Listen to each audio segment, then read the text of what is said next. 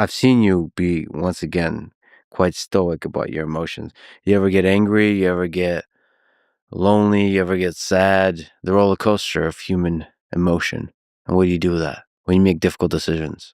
I'm a human being like everybody else. I do get to experience emotions. And some of them are not very pleasant.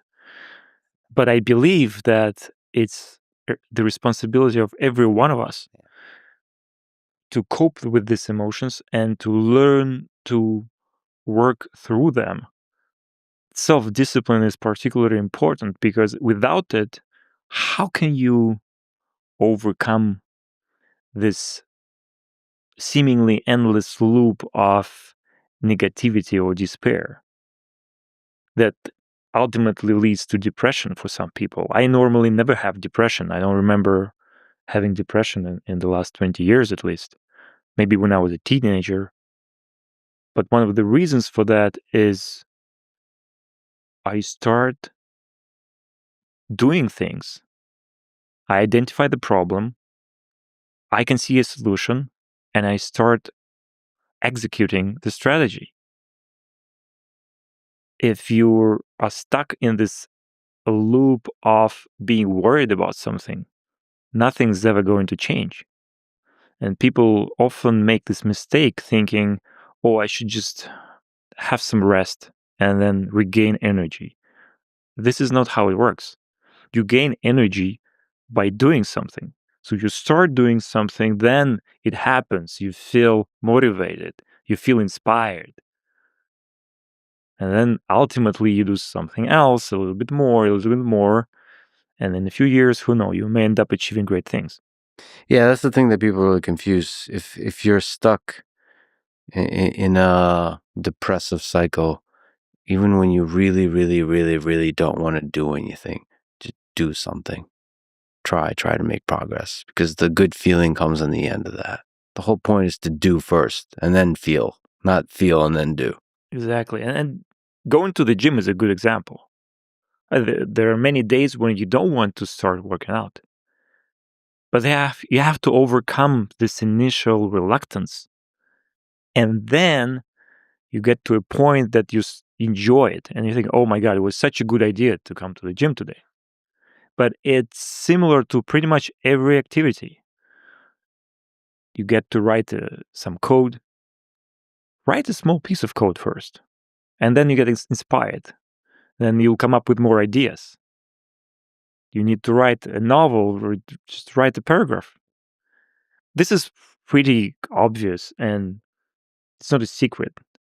But because we are bombarded with all kinds of information that is not really important for us in terms of becoming successful, we often forget the important things.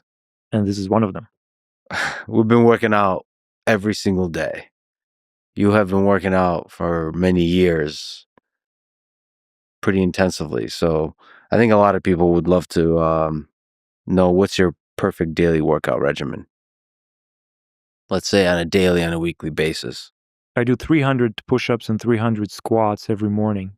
And in addition to that, I go to the gym normally 5-6 times a week, spending between 1 and 2 hours every day. So push-ups and squats are still a big part of your routine. Yes, this is how I start my day. I'm not sure they do a lot in terms of changing your body, but they're definitely a good way to practice self-discipline. Because you don't want to do these push-ups in the morning most of the days. Squats are particularly boring. They're not that hard. They're just boring. But you overcome it. And then it's much easier to start doing other things related to your work, for example. When I can, I also take an ice bath because it's another exercise of self-discipline. I think the main muscle you can exercise is this muscle, the muscle of self-discipline. You know, not your biceps or your pecs or anything else. Because if you get to train that one, everything else just comes by itself. Yeah, everything else becomes easy. We should mention, I went with you to Banya, and I think it's fair to say you're nuts. in terms of how much you can handle. And I didn't even see the worst of it. Can you just speak to the your crazy escapades in the banya? What value you get from it? So both the heat and the cold. I don't know if it's crazy. I think it's quite natural and normal by this time, Yeah, but maybe I could just get used to it. So banya is this extreme kind of sauna practiced by Eastern Europeans, yeah. but it is done in a way that maximizes heat, and they also use all kind of herbs and branches, and it's a much more holistic and natural experience. Then a necessary part of it is you get the cold plunge, and then you go back. And again, this is one of those things that maybe in the moment is not always that pleasant, particularly if you go to extreme temperatures. You don't feel great. I don't always feel great, but this feeling is passing. It's only a few minutes. Same with the ice bath. You have to suffer a bit, and then you get to feel great for hours and days after. What's more, it gives you this long term health benefits. In a way, you can look at it as alcohol in reverse. Alcohol will give you this short, fleeting pleasure for an hour, for a couple of hours, but then you will be paying for it with long term negative consequences. I'd rather do banya in ice bath. We swam the length of a large lake in France a couple times. Can you talk through why you value these multi-hour swims? Yeah, I left swimming for hours. The longest I swam was 5.5 hours in Finland. It was quite cold. I got lost in the process, barely could find my way back. But the reason I do it, yes, you feel great after. You're shaking a little bit, you feel great after. You cross a huge lake, and I cross many lakes. Geneva Lake, Zurich Lake, and every time you feel this achievement, which makes you happy, makes you feel strong, and then you're more ready to other challenges. And of course, when you know you're going to start a journey that will last a few hours, you're reluctant to do it. But you swim for 10 minutes, and then for 20 minutes, and then for 30 minutes, and it teaches you this incredible patience that I think is necessary if you want to achieve anything in life. And it's pretty meditative. Lake versus ocean. Yes, and you don't have to go too fast. Yeah. You can be slow and enjoy the moment. Until you get lost and it's 5.5 hours. Did you panic like if you're gonna be able to find the shore, find your way out? Not really. I'm a reasonably stress resilient person. I didn't panic at that moment. And there were worse swims I had that were shorter but involved accidents, and you know about some of them. So that wasn't the worst by far. But an important thing about swimming and physical activity in general is that it makes your mind clear and your thinking process is becoming more efficient. Because at the end of the day, the efficiency of our brain is limited by how much sugar and oxygen our heart can push through blood to our brain. So how can you make this go faster? Or do you make your lungs more efficient? How do you make your heart more efficient in doing that? Physical activity is the only way I know of. So it's not just staying healthy or trying to look good. It's also being productive. It's also being stress resilient. All of these qualities are necessary if you want to run a large company, if you want to start a company. I'm surprised when I started doing this more than 10 years ago that more CEOs didn't engage in sports. the situation changed in the last several years, which is great. Because back in the day, if you take 20 years ago, there was this stereotype that if you're strong, you must be not very smart, and vice versa, which is a complete lunacy. Very often, these two things go together. So for you, working out is not just about staying healthy. It's actually valuable for the work that you do as a tech leader, as an engineer, as a technologist. Oh, yes. When I can't train, I can instantly feel that stress is creeping on me. Yeah. So even in situations when I'm constrained, I can't go to gym. I would just keep doing push-ups. I just keep doing squats. Yeah. I mean, that's the cool thing about body weight exercise. You can just do it anywhere. You could just pop off 50, 100 push-ups before a meeting. Don't you feel weird when you have a day without physical activity? Yeah. If I go a day without doing push-ups at the very minimum, it's a shitty day. And if you can do pull-ups, it's even better. Yeah. I gotta ask you about your diet too. No processed sugar, no fast food, no soda. Intermittent fasting sometimes once a day only, sometimes a couple times a day. So take me through your philosophy on the no sugar, no soda, just clean food. Well, sugar is pretty easy because it's addictive. The more you consume sugar, the more you want it, the hungrier you get. Yeah.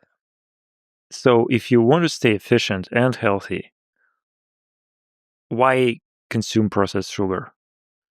You'll just end up snacking all the time.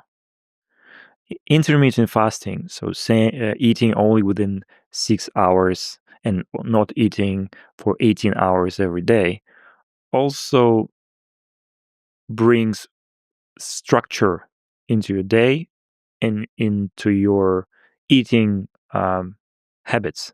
So you don't crave sugar anymore because you know if you eat sugar and then you're unable to snack, you're just punishing yourself. I read a few books on longevity. I think something everybody agrees on is that sugar is harmful.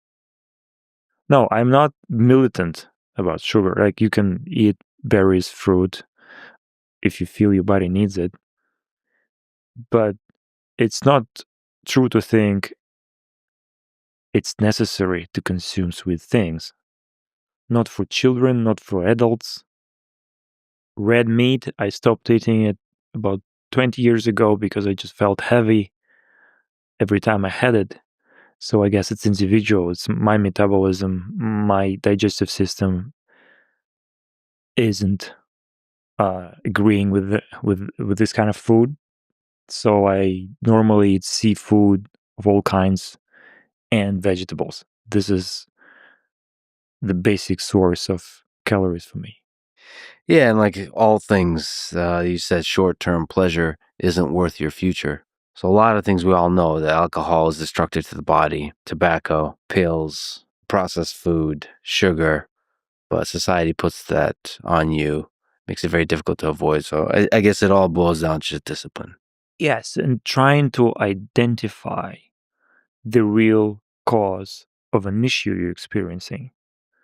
If you're experiencing a headache, one solution would be to take a pill and then the headache disappears. What this pill would actually do in most cases, it would mute the consequence, your feeling of pain. It's a painkiller. It will not eliminate the root cause. So you have to ask yourself, what is it that is causing this headache? Do I need to drink some water? Uh, is the air quality here bad? Do I need to start getting more sleep? Is there something wrong with people around me? They're stressing me out. There must be some reason why you're experiencing a headache. But if you take a pill, you're not removing this reason. You're actually making it worse because this harmful factor is still there. It's like you're piloting a helicopter and there's some red signals and red lamp starts to blink and it starts producing bad, unpleasant noise, what would you do? You would try to figure out the cause and eliminate it. Maybe there is some mountain next to you and you have to avoid it. Or you take a hammer and smash the signal. I think the good answer is quite obvious. So, why are we constantly doing this regardless? Oh, because everybody else is doing it, because there's a whole industry trying to persuade you that this is the right thing to do. So, it's incredibly important to analyze yourself and try to get to the bottom of things. So you generally try to avoid all pills, all pharmaceutical products. Yes, I've been staying away from all of that since I became an adult. When you're a teenager, your mom would typically say, "We need to take this pill, otherwise, the world collapses." Um, Yeah. Once I became a grown up, I said, "No, I don't think that the producers of pill are incentivized in the right way. They're not really interested in eliminating the root of the problem. They would rather have me dependent on the pills they're producing, so that I could buy them forever." And then I also realized, no, I'm not saying that you should never take pills. There are obviously some diseases that you can only fight with antibiotics, for example. So I'm not suggesting we go back to the Middle Ages. But what I'm saying is we overuse pills. Yeah, it's always good to study and deeply understand the incentives under which the world operates so that you don't get swept up into the forces that operate under these incentives. And big pharma is certainly one of them. Pharmaceutical companies have a huge incentive to keep the problem going versus solving the problem. It's wise.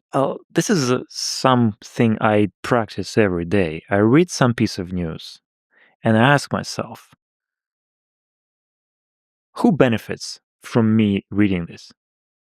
Then you can end up coming to this conclusion that maybe 95% of things we read in the news have been written and published because somebody wanted you to buy some product, support some political cause, fight some war, donate some money, let's do something that would benefit other people. And this is not a problem to support causes that you truly believe in, as long as it was your intentional choice and you're not being manipulated into fighting other people's wars.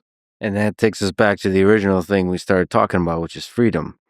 One of the ways to achieve freedom of thought is to remove your mind from the influences, the forces that manipulate you. That's really important to realize. The, the content you consume, especially on the internet, when a large percentage of it is designed to manipulate your mind, you have to disconnect yourself. Be very proactive, understanding what the biases, what the incentives are, so you can think clearly, independently, and objectively. And again, it ties back with restraint from alcohol. Yeah. Because if your mind is clouded, how can you analyze yourself? You'll always be dependent on opinions of others. You will always follow the mainstream. And then whatever the authorities or whoever in charge will tell you, you'll believe it because you don't have a tool of your own to rely on to come to your own conclusions. I have to ask you, this is something that came up. You don't watch porn. I don't think I've heard you talk about this before. What's the philosophy behind not watching porn? There's a lot of people that talk about porn in general having a very negative effect on young men, on their view of the world, on their development of their sexuality, and how they get into relationships and all that kind of stuff. So, what's your philosophy in not consuming porn? I don't watch porn because I just feel it's a surrogate, a substitute for a real thing that is not necessary in my life. If anything, it just forces you to exchange some energy, some inspiration to a fleeting moment of pleasure. Doesn't make sense. And in any case, as I said, it's not the real thing. So as long as you can access the real thing, you don't need to watch porn. But then if you can't access the real thing, you shouldn't watch porn as well, because it means there's some deficiency in your life, some problem that you have to overcome. Yeah, analyze the underlying cause. And again, this goes back to the theme of investing in long-term flourishing versus short-term pleasure. There's a theme to the way you approach life. I try to be strategic. I try to act Yeah. under assumption that I'm not going to die in 1 hour from now, and I'm going to stick around for a bit, despite the fact that we are all mortal. So why would I exchange the mid and long term for the short term? Doesn't make any sense.